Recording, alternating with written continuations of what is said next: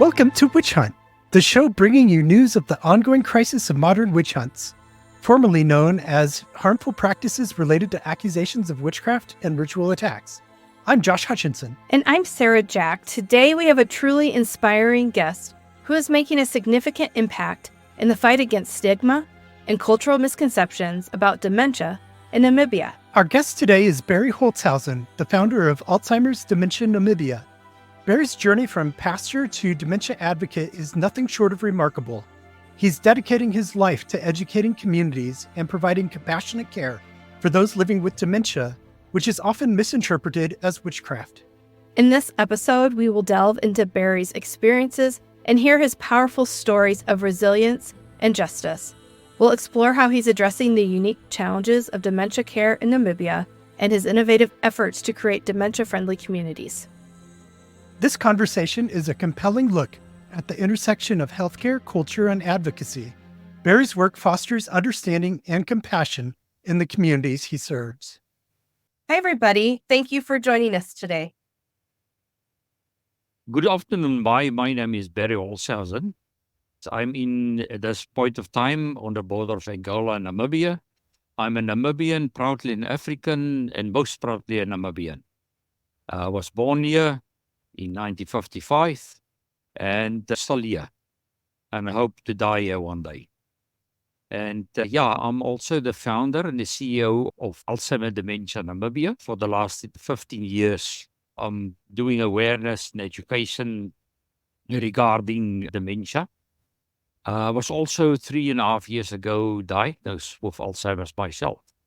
So I'm also living with dementia. So I've got two hats on, the founder and the CEO of the organization, but also someone who will one day maybe move into my own care facility down at the coast in the Namib Desert. How did you get involved in the advocacy for Alzheimer's dementia treatment? I was a pastor for nearly 25 years. And then during my time pastoring 4 different congregations, my main job was to sell church buildings because I think it's a waste of money. We sit off with all the church buildings. If I disagree with you, I'm starting a new denomination, a new congregation, and build my church. And all the money is going into buildings, not into people. So we sold our church building down at the coast. I've sent you the map of Namibia. I'm living at the coast in central Namibia. And then we bought with that money, we bought a normal house where we want to care for elderly people. And that was 2008. In 2009, we opened up this house because I don't like old age homes. It's like going back to a hostel when you're old. Most of our people are living on farms and you're going to hostel when you start schooling and when you go to university or whatever. Now you're going back again. So then I decided this must be a normal house where people can feel free and say, this is our house. You are only working for us in this house. And then we admitted in 2009, just after we opened, we admitted someone living with dementia caused by Alzheimer's. At that time, I know about it because as a pastor, I did quite few funerals of people passed on because of this disease. But now we're caring for someone living with dementia. And after he passed on a few months later, I said to my wife, I need to understand this disease. I need to learn this disease because there's a lot of stigma and discrimination towards people living with dementia or whatever disease it caused doesn't matter. But I also understand at that time, because we are Namibians, we are only 2.7 million people in this country. And it's a very big country. I can't remember the squares now, but it's about 3/4 of South Africa. And South Africa has got 60 million. It's as big as Nigeria, and Nigeria is 80 million people. We are people of open space, used to nature, and your neighbor is next door, but not really next door. And I said to my wife, what I've noticed with people living dementia, they love to go outside to walk, and they can't find their way back now. So let's find someone out on a farm And that's what happened. Then we found something old farmhouse. I started renovating it in 2010, and we opened up then in 2011 as a place where we solely care for people living with dementia. But in my country, not many medical professionals still up today are clued up, are knowledgeable about what dementia really is. They call it normally, you're just old. You're getting old, therefore you are forgetting. And now living for 3.5 years also with Alzheimer's, I can tell everyone around the world it's not about forgetting. It's about losing the functions of your brain. And that's what it's about. So I started in 2011. In this farmhouse, we did take care only for 15 people living with different dementias at the time. Over the years, I learned that aggressive is the international language of people living with dementia. If I don't have the words anymore to explain my unmet needs, I've got the headache, or I didn't sleep too good, or something frustrates me, and I can't tell you this. I can't say to you, hey, please pass on that bottle of water. I'm really, very thirsty, but I don't know how to open it. And you just look at me and smile and think you're quite stupid. And if you can't open it, then I will get not aggressive, but I will talk to you with my body in a way that you will understand. I'll make sure that you're going to understand that you are maltreating me or whatever. So yeah, and then when I turned 57, my wife and I always, when it's our birthday, we like to go to some place in Namibia, do a lot, somewhere in nature, and we love our wildlife resorts called Etosha, but it was fully booked. And one of my school friends opened up a lot on the Kuneni River. That is now right on the west, where we are sitting now, also between Angola and Namibia, at Ipupa Falls. You will see on your little map, there's a writing Ipupa Falls. And I found him and I said, yeah, I've got a place for you. Please come and visit me. It was in October 2012. And the Sunday morning, he asked me, Berry, were you ever in a Himba village? Now, the Himbas are one of the most traditional tribes in sub-Saharan Africa still. And I said to him, no, never in my life. And he said, let me take you to one. And then we traveled 20 kilometers south, and he took me to the king, what we call the Formani, the headman, the king of this tribe. And he walked me through this village, explained to me every hut and why are the cattle and the goats being kept in the middle of the village to be protected from wildlife earlier years, but now from stealing it or whatever. And then while we were walking through it, like I explained also in my documentary. So by the way, Sarah, we won an award in Colorado for the document in 2018. But there was an old lady just popped out her head out of the hut. But the hut was very small. She couldn't stand up straight in the hut. She was sitting down and just popped out her head, and she was shouting and crying out. And I asked him, now, is this another wife of the headman? Normally they've got 2 or 3 or 4 wives. He said to me, no, she's a witch. I said to him, what do you mean she's a witch?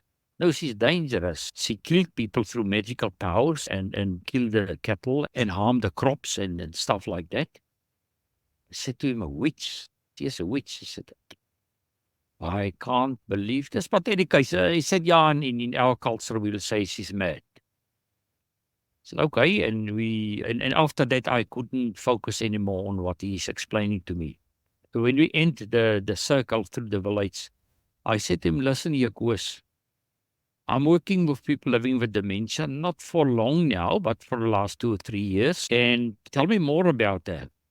And he said, no, okay, I'll introduce you to the headman's wives and they can tell you more. And I said, but ask them, I want to meet her. I said, oh, she's dangerous. Well, what do you mean she's dangerous? I know that she can kill you in a split second or whatever. Said, no, I'm not afraid. I really want to see her. And then they sent someone with me, a translator. And while we were walking down to ask him, why do you call you a witch? She kills people, she destroys crops and uses magical powers. And she's very dangerous. And therefore she's chained with physical chains among the legs and from the legs to the pole of the hut. And I said to him, but please translate to me what she is saying. And then I noticed that she's living with dementia. Because she was, like they will say, no, she's just talking nonsense. I can't translate what she's saying. She's talking nonsense, confusingly talking about huts and cattle and other people's names and who's already long gone. And that is also for us a sign that she can speak to dead people. So she must be a witch. And said, but ask her what is her name. And the only words she could say that he could translate to me is, what is your name? I asked, what is your name in a language? And she said to me back, what is your name? My name is, what is your name? And then I could see, but she's extremely hungry and extremely thirsty. And in the hut was nothing. There was, normally they use the skin of a cattle as a type of blanket or something to sleep on. There was nothing inside. Not a blanket, only this dirty cloth around her. And I could see collarbones sticking out. And so I gave her a little bit of water and I could see that she's also very thirsty. And and then we left. And then I asked my translator, but tell me more about her. Why is she dangerous? And then why do you chain her? And so on. And then I said to my friend, Koos, I can't go home. I can't go home because I want to unchain this witch, the so-called witch. And I like to care for her because to my knowledge, I'm not a medical professional, but it might be some brain challenge she's having, maybe a stroke or something else. I don't know. And I asked him, how long is she now chained here? They said 20 years. What? 20 years sitting in that hut? In chains? I can't believe this. And I said to him, listen, I can't go. This is 900 kilometers from my house. I can't go home and leave her like this. I need to talk to the king. He said, but the king is not now here. I'll phone you when he's back. He's somewhere in meetings, somewhere in the country. And 3 weeks later, he phoned me, and then I went back. And that's when we start discussing and to unchain her, to let her be free again. But very interesting that this king asked me 3 questions. The first question he asked me, are you from the government? And someone before told me he's anti the government that is in power. And then I said, no, I'm not from the government, which was of course true. And then he asked me, are you from the church? And I was still a pastor, and I think if the first question's answer need to be no, this one also need to be no. Now I'm going to lie. And I said, no. He said, oh, okay, yeah, because there were people from the church before 3 years ago, and they said, no, she's possessed by demons. So we can unpossess her, and so-called unpossessed her, and said, okay, now you can unchain her, and then I left. But let me just fill in this part. He told me that many moons ago, when this started happening, he took her over the river to Angola. Always in Africa, people believe the strongest witch doctors are in the next country.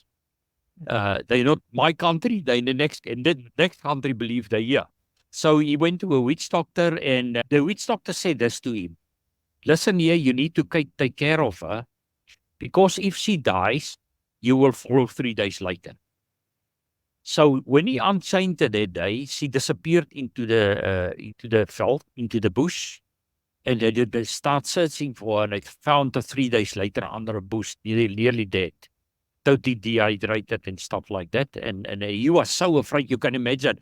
The witch doctor said to him, if she dies, you will die 3 days later. And now they found her, luckily 3 days and before she died. And then he said, okay, it's finished. No one is going to unchain her anymore. So that's why he asked me, are you from the church? And luckily I said no. And then his third question was, I'm not a doctor. And then he said, but then are you a witch doctor? I said, no, I'm not a witch doctor. I don't even know one. But how are you going to care for it? If you don't use medication, witchcraft, something. I said, I will care for her by unchaining her and then with love. What? I said, with love. I'll train people from this area and we will put up a village for her. But she can't sit in that chain. That is totally inhuman.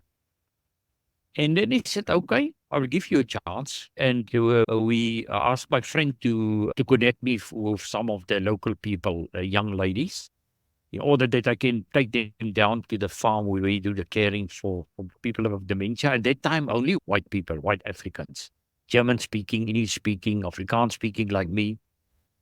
But just before I arrived with them, we admitted an old Herero lady who was a professor at the University of Namibia and Cape Town. She spoke all the languages of our country, which is about 13 or 14 fluently. And she contracted FTD, frontal temporal dementia. But still, even educated for her, people see, white people say mad, but she's a witch. And when I brought these young ladies into our place for them, our white people, dementia was only a disease for white people, like HIV/AIDS always was long before. Till Nelson Mandela opened up the knowledge in Africa for HIV/AIDS.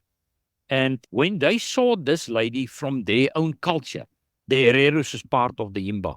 The Yimba are the older part, and the Hereros are the more westernized part, speaking the same language, having the same culture, and so on. So when they saw her, they said, but she's the same as the other people. And according to our culture, this is a witch. And, so I trained them for I use my cell phone because they can't, most of them can't even read or write because they don't go to school, but they can use a cell phone. And they understand the different apps of the cell phone. And I explain normally to people, I use my cell phone till today to explain the different apps is like the different brain cells and lobes in my brain. If you delete one of them, for instance, if you delete the gallery, you can't take pictures anymore. You can't meet people anymore and remember them. And so they, I think it was about 2 months or so, then I took them back. And my friend put up an army tent outside the village because I was not allowed anymore to go into the village. And then we start with her caring. And that was on the 12th of the 12th, 2012. 12th of December. And for the first time, I heard her name. I asked people, because everyone would just say, it's the mad lady, it's the witch, without a name. I said to someone, because they came from all over to see what this white man is going to do today, and in their context, she's going to kill me. And I asked one of the people. He said, "No, I'm a nephew, but he's also a trained teacher, so well educated." I said, "But just tell me what is her name before I unchain." He didn't mention her name. He just went down on his knees in the sand, wrote the name Gina. I said, "But why don't you pronounce it?" No. And then then of course we unchained it. We put up the tent for her, and I slept that night in my truck outside to see that everything is well with her.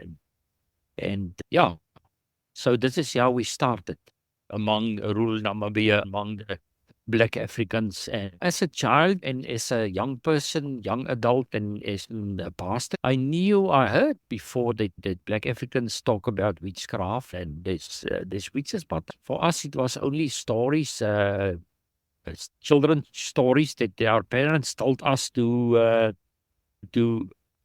make us afraid not to go outside at night or whatever. But it's not real. It's just coming from Germany and wherever. So that's how we started. That's how I started. And then I said, if there's one witch, there must be more. And maybe this is the way they perceive people living with dementia. When they're confused, when they can't find their way back. And then, some people living with dementia, some dementias, or people living with schizophrenia or stuff like that, they will undress themselves. and walk naked, doing inappropriate stuff. And then I noticed that for them, someone walking naked around at night, he's a witch that just landed, just come back from flying somewhere where he or she killed other people or destroy the crops or steal the crops and bring it over to this family. And now this family's got a lot of crops and the crops with other family members failed. And then I start traveling my country in rural Namibia, where most of the Black Africans and a lot of tribes, 43 tribes are living. Yes, it's more or less. And after that, I found many witches, many people living with dementia. I was nearly killed because they lynched us nearly under a tree because I want to protect an elderly guy who they called a witch who caused a car accident, colliding of 3 taxis because maybe the taxi drivers, some were drunk or not having their driving licenses, whatever. But now that's not, the police will not even open a file. They must open a file for the car accidents, but in a community, they will immediately say, no, this must be witch. We must look where the witch are.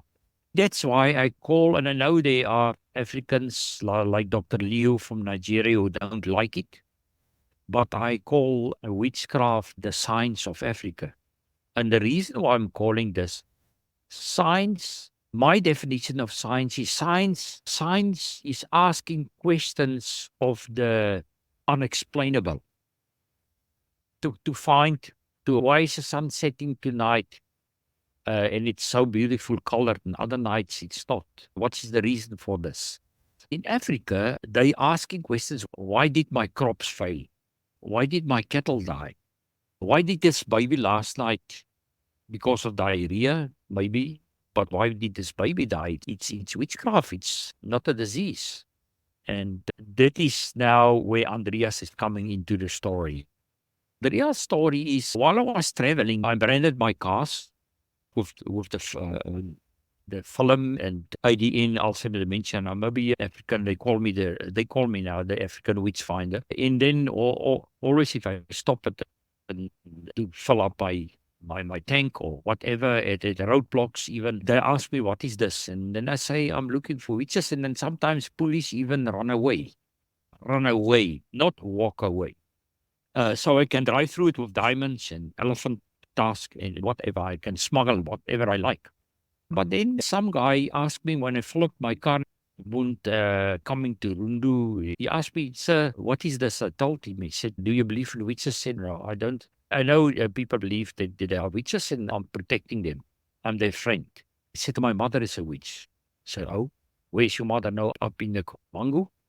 And she's hiding away with my siblings far in the bush for the last 8 years, 6, 7 years. I said, what can I'm traveling now to Rundu. Can someone guide me to your mother? Can take me to your mother? I really want to meet her. I'll look after her. He said, yeah, my brother is up there. And the brother was then Andreas. And then I found and got hold of him at the petrol station, and he took me to his mother about 80 kilometers from here in Rundu, in the bush. And on the way there, he told me the next story. When he was 11 years old, he and his friend and a lot of other friends played soccer in the village and Saturday afternoon. And one of the friends said, I just want to go and relieve myself of the bush, and he never came back. And they went into the bush and he was dead. He died of an heart attack. And then they start accusing Andreas' mother of the witch who killed this young boy. And then they attack her also. So yeah, they nearly killed her. So she later charged at the police station of assault. But then they got more and more violent. And Andreas was about then at that stage. It was now many years they accused her and stuff is going on. And Andreas at that time was 15 or 16 years old. And when he came back from school, in his hut was only a half bag of mango, is the maize they planting, and a little letter on top of the bag stating, your father, your siblings, and I had to flee. We must protect our lives. They're going to kill us all. So look after yourself. And then Andreas started to break stones in after school, and his school was just across the road from the village, and there was a quarry, and he broke stones there and sold the stones for people to build houses.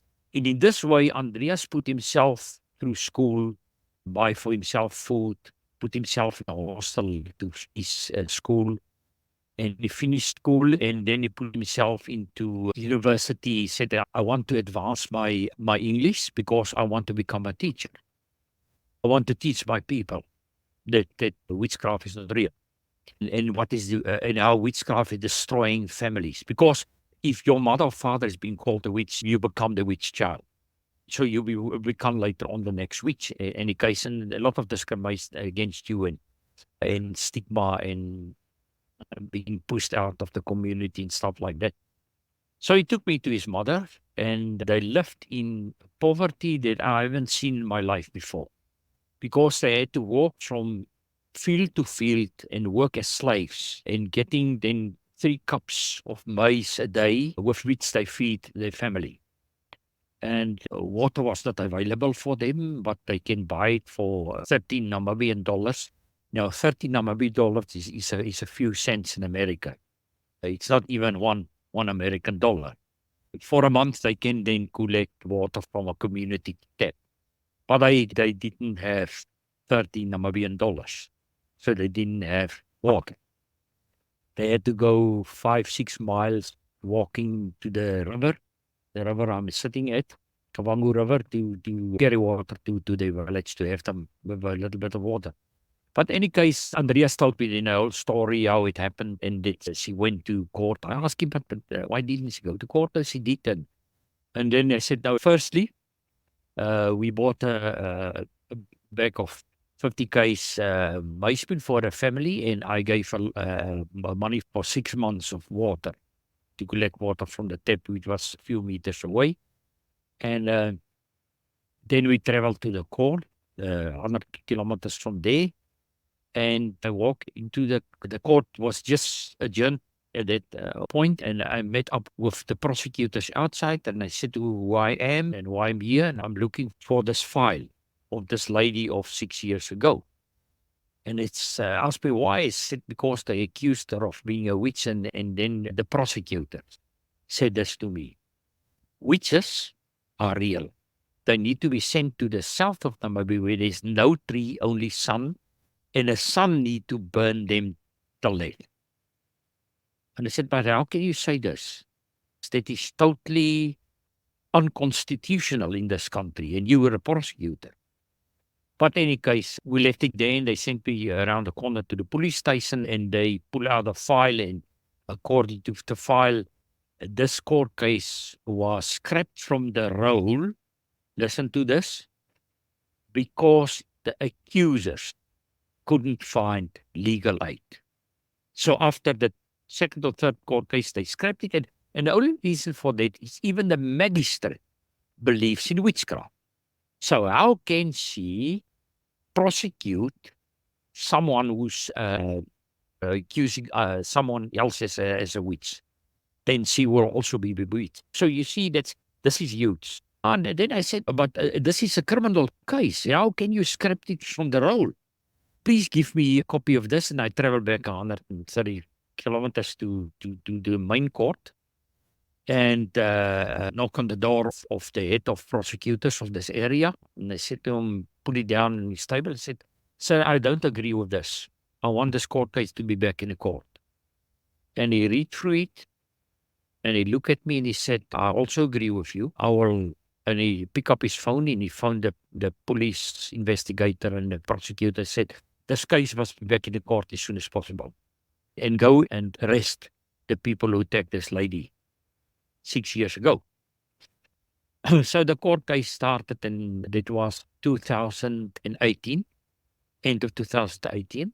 Yeah, postponed and scrapped from the roll again, being put back on the court. In 2019, I went down to our capital to Windhoek to see the ombudsman. And I asked the ombudsman advocate, how can I go about to write a law in our country because there's no law stating that you can't accuse people of something that will harm their lives. And she asked me why, and I told her the story. She said, there is a law in our country, but it's been hiding away. It's already in our country for 82 years. Came from England in 1932, something, 1933. But I'll get hold of it, I'll send it to you. And then I traveled back to the court, and I knocked on the door of the magistrate and said to him, according to this law, I want you to prosecute this case. So it went on many years. In 2020, during COVID, October the 7th, we got justice for Andrea's mother. And their accusers were warned and they were fined. And we went to her king and we asked to relocate her back to her ancestral grounds. We relocated her back. Andreas built up that village for her. He bought 7 cattle for her because in the meantime, we employed Andreas. And in 2019, he then submitted an application at the university to be trained as a teacher, and they rejected on the grounds of his points in his final grade at school. And I said to him, Andreas, don't lose faith. Wait for another year. And in this year, I want you to think about one thing. If you are trained as a nurse, you can explain diseases to your people. And you can counter this witchcraft beliefs of any disease, of any unfortunate thing that's happening is so-called witchcraft. And then when 2020 started, he submitted again for being trained as a nurse, and they rejected again on the grounds of his point. Then I traveled to the main campus in Windhoek to see the dean. I met the dean 5 years before that. And I explained to the dean who Andreas is, what happened to him. And I said, we as ADN will pay for his studies. Don't worry about this. And he said, no, I've got a heart for poor people. She picked up the phone and phoned the campus here and they said, you will admit Andreas immediately. And he became the top student. We rent a little house next to the campus for him because he lived in a shack at that time. With no electricity, no lights, no water, living on the ground. And we rented 2 bedrooms for him with electricity, with running water, with hot water. And for 4 years, he and me did some traveling up and down between villages. But then when they attacked us, they want to kill us. We just escaped with our lives. With this elderly person, I took him down to our place in Swakopmund. Old Titus, and he passed away earlier this year. We started a court case also for him, but it's still ongoing, and he's not here anymore, which is heartbreaking because his family still believes. We brought him back after nearly 4 years. We brought him back to his village. Said it's time for you to go back to your people, and in ways that one can't prove they killed him. Because when I found him again in the village, he was totally dehydrated. And took him to hospital, but 3 days later he passed on. But I sat at a funeral and there was about 300 people. At that time I was not afraid anymore of anyone in this community. I said to them, I will get justice for him. And I want every one of you here now, if you dare to call anyone a witch, which you are doing, I will take you to court and we will get justice because people's lives are destroyed. And the funny thing is, or the sad thing is, you will be one day called the witch when you're old. When you're turning gray, they say that is the first sign. You might be the witch. And then when you are walking more slowly and you're talking not that much, or start talking with yourself, you're talking to dead people. Only witches can do this. So yeah, Andreas got the job a week ago. I'll see him tomorrow at his new clinic. And then I'll travel down to where we will open up our first ever dementia witchcraft free village in Namibia, but I think in sub-Saharan Africa. I'm not talking about witch camps like in Ghana. That's totally different. That's not on, that must be closed down. I'm talking about in a village where people being called witches living with dementia can come to us and we protect them and we train the community. And luckily the admin of that village, his wife, when I met him last year the first time and explained to him about what is the link between witchcraft belief and witches and so-called witches and dementia. Then he said to me, but my wife is also a witch and she's got the signs you're talking about. I said, okay, let me meet her and see what she's also living with dementia. And I helped the family. We trained the family, Andreas with me, I with Andreas, and trained the family to understand and the community. And then 3 months later, he said to us, listen here, I took my wife this time to plant mahangu and to work in the fields, and she's doing good. She's doing very well after you explained to us what to do and you had to help her. And then he called us again. He said, I want to donate a piece of land where you can put up a project. So we hope this project will throwing a stone in the water and the waves going from the center to the banks of the river. We hope that will be like that.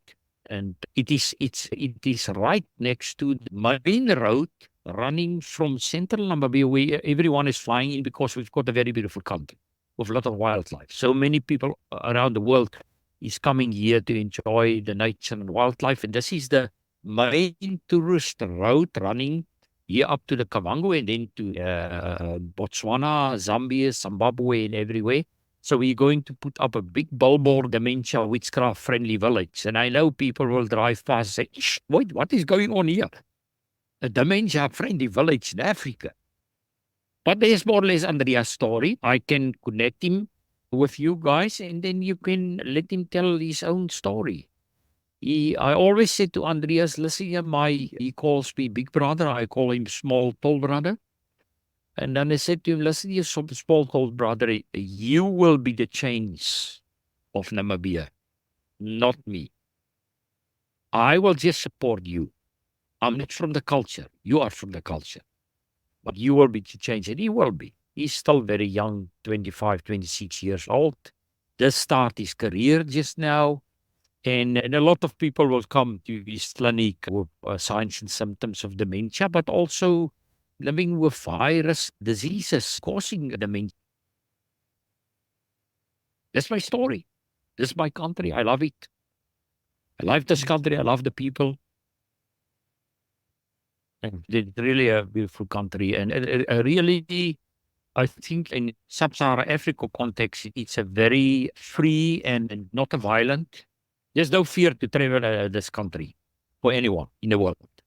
Mary Louise Bingham is back with a Minute with Mary. 4 years ago, an elderly woman of about 70 years old, living in Ibadan, Nigeria, demanded to be let into another person's home. The homeowner was no doubt spooked, believing an evil spirit was descending upon their house. So that person called for help. A total of about 15 people came to the homeowner's aid and started to beat the elderly woman, threatening continued beating if she didn't admit to being a witch. A nearby neurologist from a local college was somehow alerted to the attack and arrived on the scene, providing appropriate identification with one goal in mind: to save this woman from being killed. The crowd was dispersed and the woman's life was saved. After treating the woman, the neurologist was able to safely reunite this woman with her family. The heroic neurologist is Dr. Temitop Farombi. She offers education to families who have a member living with dementia encounters, and I quote, harmful practice misconceptions. The link to the full article titled, "They Wanted Her to Confess to Witchcraft, Ending the Chilling Effects of Dementia Stigma in Nigeria," can be found in the show notes. Thank you. Thank you, Mary. Now here's Sarah with this week's edition of End Witch Hunts News. Being vocal against witchcraft accusations and harmful practices is everyone's responsibility. Protecting the dignity of all people transcends political and religious alignments. It's a fundamental value we all must prioritize together. Together, we can create a safer, more compassionate world. How do you speak up? We need your support for an important fundraiser running now until August 10th. Josh Hutchinson and I, volunteers of our nonprofit and podcast, are heading to the UK this September. We will attend the Magic and Witchcraft Conference 2024 at the University of York and the International Conference on Witchcraft and Human Rights at Lancaster University. These events will provide valuable insights for our Witch Hunt podcast, online education, and local presentations. We will also present our recent success in Connecticut with the passage of HJ 34, which absolved colonial witch trial victims, and talk about our advocacy projects, educational podcasts, and U.S. nonprofit. Additionally, Josh's photos will be featured in a global exhibit on witchcraft accusations, making his presence special. We need your help to cover travel and participation costs. Your support will directly impact our volunteer efforts. Any contribution makes a difference. Thank you for your generosity. You can make your donation at endwitchhunts.org/donate. Thank you, Sarah. You're welcome. Thank you for tuning in to this episode of Witch Hunt. Join us on YouTube. Have a great today and a beautiful tomorrow.